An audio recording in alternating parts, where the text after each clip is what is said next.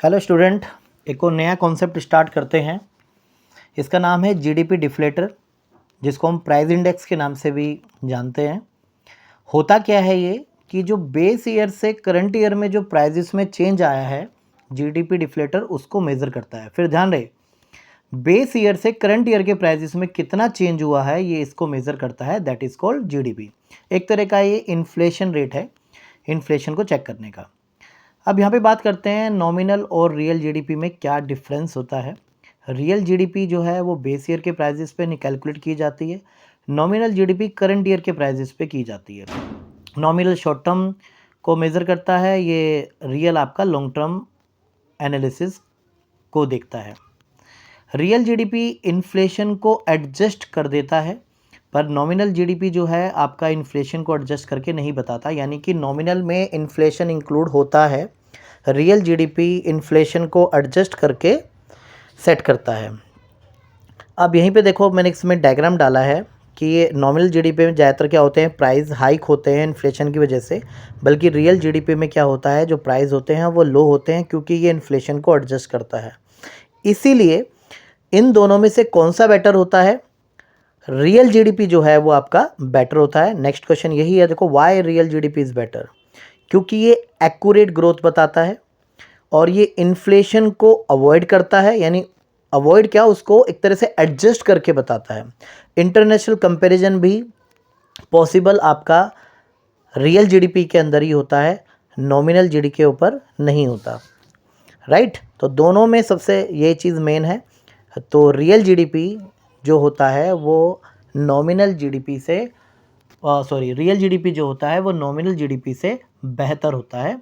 उसके रीजंस आपको मैंने बता दिए हैं, क्योंकि इससे इकोनॉमिक ग्रोथ बेटर कैलकुलेट हो पाती है, मोर मीनिंगफुल हो पाता है, और ये इन्फ्लेशन को भी कंट्रोल करता है या एडजस्ट करके बताता है। तो इसलिए रियल जीडीपी ज़्यादा बेटर है।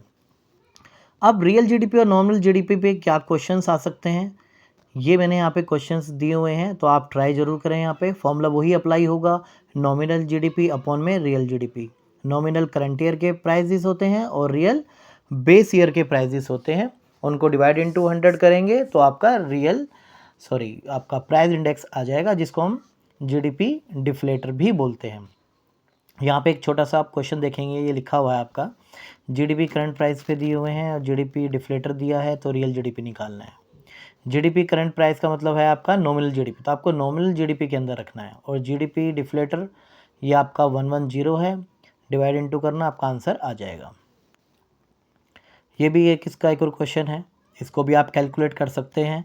मैंने इसका विद सॉल्यूशन डाला हुआ है, एग्ज़ाम में क्वेश्चन आया भी हुआ है 2021 में कंपार्टमेंट में, तो इस क्वेश्चन को ज़रूर ट्राई करके आएँ। लास्ट 3 से 4 साल में बहुत क्वेश्चंस पूछे गए हैं इस टॉपिक में से। ये इसका आंसर है जो पीछे क्वेश्चन था, तो आप देख सकते हैं इसके अंदर क्वेश्चन ये था कि किस ईयर में जीडीपी और नॉमिनल जीडीपी दोनों सेम है। तो आप देख सकते हैं 6.5 2014-15 में जो है वो सेम है।